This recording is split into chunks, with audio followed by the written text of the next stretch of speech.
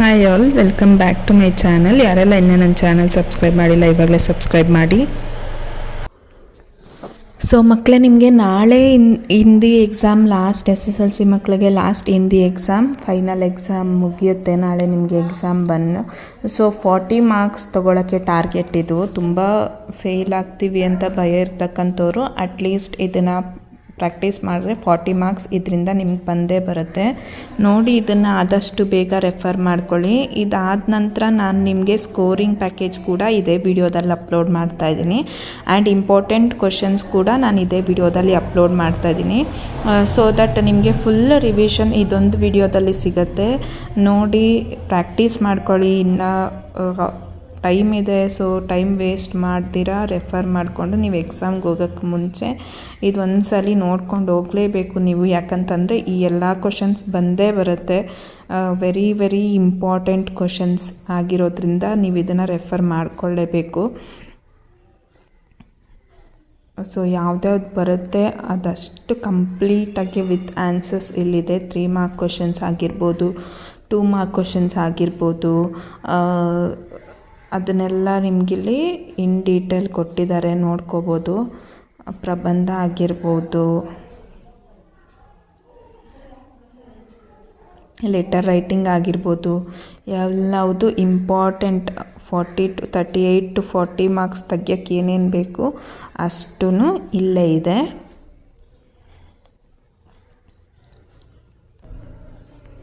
ಮಕ್ಕಳೇ, ಇದು scoring package ಆಗಿರುತ್ತೆ. ಎಲ್ಲವುದು ರೀತಿ ಔಟ್ ಆಫ್ ಔಟ್ ಸ್ಕೋರ್ ಮಾಡೋರು ಇದನ್ನು ಒಂದ್ಸಲ ರೆಫರ್ ಮಾಡ್ಕೊಂಡು ಹೋಗಲೇಬೇಕು.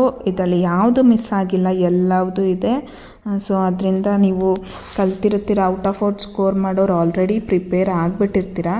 ಒಂದ್ಸಲ ಇದನ್ನು ನೋಡ್ಕೊಳ್ಳಿ. ಸ್ವಲ್ಪ ಕಾಂಪ್ಲಿಕೇಟೆಡ್ ಆಗಿ ಟ್ವಿಸ್ಟಾಗಿ ಏನಾದರೂ ಕ್ವಶನ್ಸ್ ಕೊಡೋದಿದ್ದರೆ ಇದರಲ್ಲಿ ನಿಮಗೆ ಸಿಕ್ಬಿಡುತ್ತೆ ಆನ್ಸರ್ಸು.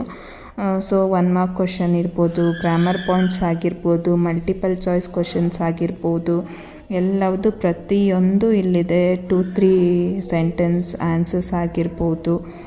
ಆ್ಯಂಡ್ ಹಿಂದಿ ತುಂಬ ಈಸಿ, 3rd ಲ್ಯಾಂಗ್ವೇಜ್ ಆಗಿರೋದ್ರಿಂದ ಸ್ಕೋರಿಂಗಿಗೆ ತುಂಬ ಹೆಲ್ಪ್ ಆಗುತ್ತೆ. ನೀವು ಒಂಚೂರು ಪ್ರಾಕ್ಟೀಸ್ ಮಾಡ್ಕೊಂಡು ಹೋದರೆ ಸಾಕು. ಆ್ಯಂಡ್ ಇಂಪಾರ್ಟೆಂಟ್ ಇರೋದನ್ನು ಪ್ರಾಕ್ಟೀಸ್ ಮಾಡ್ಕೊಂಡೋಗಿ.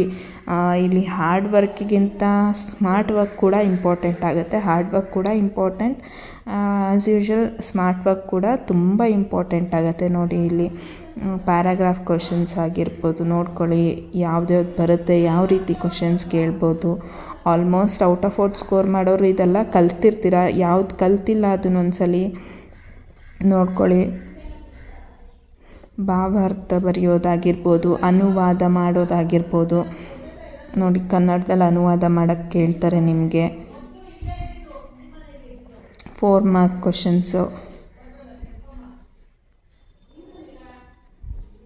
ಸೊ ಪೋಯಮ್ ರೈಟಿಂಗ್, ಪ್ರಬಂಧ. ಸೊ ಯಾವ್ದ್ಯಾವ್ದು ಕೊಡ್ತಾರೆ ನೋಡಿ, ಇದೇ ನಿಮಗೆ ರಿಪೀಟಾಗಿ ಕ್ವಶನ್ ಪೇಪರಲ್ಲಿ ಬಂದಿರುತ್ತೆ. ನೆಕ್ಸ್ಟು ನಿಮಗೆ ಲೆಟರ್ ರೈಟಿಂಗ್ ಇರುತ್ತೆ. So formal letter, informal letter, ಎಲ್ಲವುದು ಪ್ರತಿಯೊಂದು ಇಲ್ಲಿದೆ. ಸೊ ಪ್ರಾಕ್ಟೀಸ್ ಮಾಡ್ಕೊಳ್ಳಿ ಮಕ್ಕಳೇ, ನಿಮಗೆ ತುಂಬ ಯೂಸ್ ಆಗುತ್ತೆ. ಇದು ಸ್ಕೋರಿಂಗ್ ಪ್ಯಾಕೇಜ್. ನಾನು ಇನ್ನೊಂದು ಪ್ಯಾಕೇಜ್ನು ಅಪ್ಲೋಡ್ ಮಾಡ್ತಾಯಿದ್ದೀನಿ. ಅದು ಇಂಪಾರ್ಟೆಂಟ್ ಕ್ವಶನ್ಸು, ಅದನ್ನು ಕೂಡ ರೆಫರ್ ಮಾಡಿಕೊಂಡು ಪ್ರಾಕ್ಟೀಸ್ ಮಾಡ್ಕೊಳ್ಳಿ.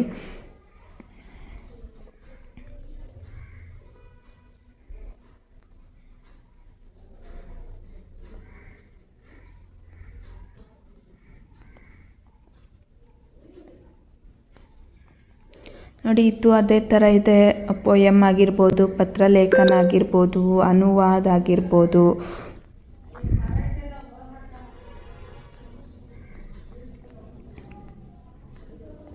ನೋಡ್ಕೊಂಡು ರೆಫರ್ ಮಾಡ್ಕೊಳ್ಳಿ.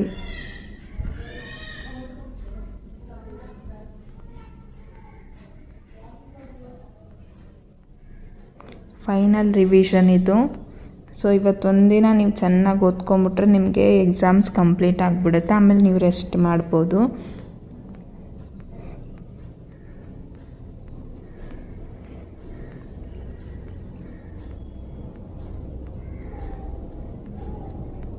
ನಿಮಗೆ ಯಾವ್ದು ಕಂಫರ್ಟಬಲ್ ಅನಿಸುತ್ತೋ ಅದನ್ನೇ ರೆಫರ್ ಮಾಡ್ಕೊಳ್ಳಿ. ಒಟ್ಟಲ್ಲಿ ನಿಮಗೆ ಮಾರ್ಕ್ಸ್ ಸ್ಕೋರ್ ಆಗೋದು ತುಂಬ ಇಂಪಾರ್ಟೆಂಟ್ ಆಗಿರುತ್ತೆ.